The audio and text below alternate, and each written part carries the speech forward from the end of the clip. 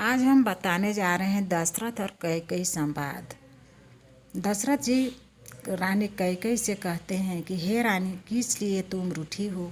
यह कहकर राजा उसे हाथ से स्पर्श करते हैं तो वह उनके हाथ को झट कहकर हटा देती है और वह ऐसे देखती है कि मानो क्रोध में भरी हुई नागिन क्रूर दृष्टि से देख रही हो। दोनों वरदानों की वासनाएं उस नागिन की दो जीभें और दोनों वरदान दांत हैं। वे काटने के लिए मर्म स्थान देख रही है। तुलसीदास जी कहते हैं कि राजा दशरथ होनहार के वश में होकर ऐसे इस प्रकार हाथ झटकने और नागिन की भांति देखने को कामदेव की क्रीड़ा ही समझ रहे हैं।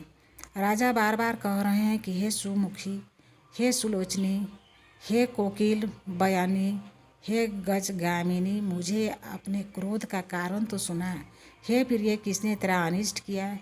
किसके दो सिर हैं? यमराज किसको लेना अपने लोक को ले जाना चाहते हैं? कह, किस कंगाल को राजा कर दो या किस राजा को देश से निकाल दूँ?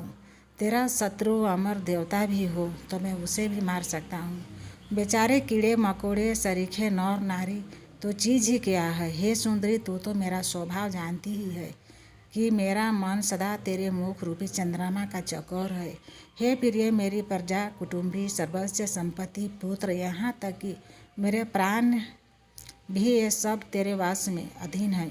यदि मैं तुझसे कुछ कपट करके कहता हूँ तो भामिनी, मुझे 100 बार राम की सौगंध है। तू हंसकर प्रसन्नतापूर्वक अपनी मनचाही बात मांग ले और अपने मनोहर अंगों को आभूषणों से सजा। मौका बेमौका तो मन विचार कर देख। हे प्रिय, जल्दी इस बुरे वेश को त्याग दे। यह सुनकर मन में राम जी की बड़ी सौगंध को विचार कर मंद बुद्धि कैकेयी हंसती हुई उठी और गहने पहनने लगी, मानो कोई भिलनी मीर को देखकर फंदा तैयार कर रही है। अपने जी में कैकेयी को सुहद जानकर राजा दशरथ प्रेम से पुलकित होकर कोमल और सुंदर वाणी से फिर बोले, हे भामिनी, तेरा मन चिता हो गया है। नगर में घर घर आनंद के बधावे बज रहे हैं। मैं कल ही राम को युवराज पद दे रहा हूँ, इसलिए हे सुनैनी, तू मंगल साज सज। यह सुनते ही उसका कठोर हृदय दलक उठा, फटने लगा, मानो पक्का हुआ बालतोड़ फोड़ा छू गया हो। ऐसा भारी पीड़ा को भी उसने हंसकर छिपा लिया, जैसे चोर की स्त्री प्रकट होकर नहीं रोती, जिसमें उसका भेद न खुल जाए।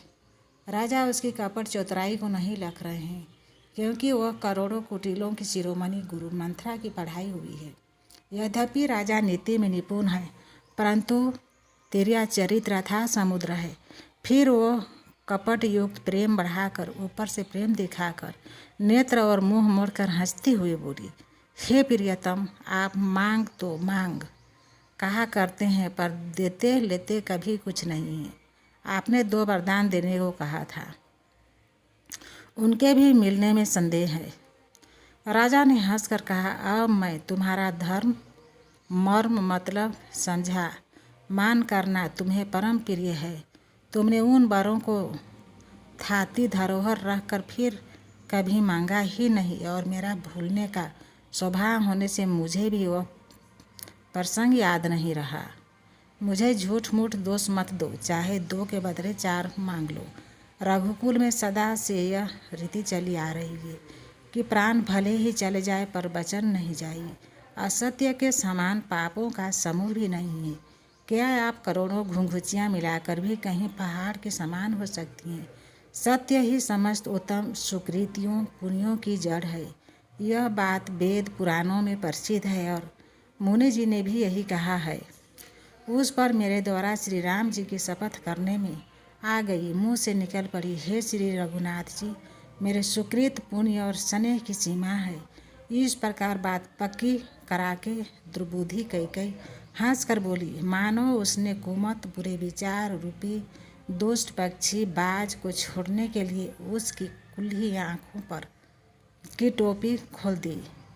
राजा का मनोरथ सुंदर वन है, सुख सुंदर पक्षियों का समुदाय है।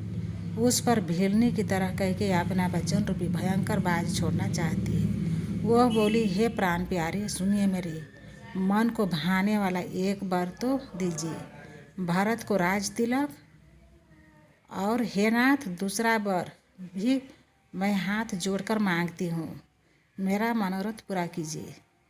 तपस्वियों के भेष में विशेष उदासीन भाव से राज्य और कुटुंब आदि की ओर से भली भांति उदासीन होकर विरक्त मुनियों की भांति राम 14 वर्ष तक वन में निवास करे। कैकेयी के कोमल विनययुक्त वचन सुनकर राजा के हृदय में ऐसा शोक हुआ जैसे चंद्रमा की किरणों के स्पर्श से चाकवा विकल हो जाता है।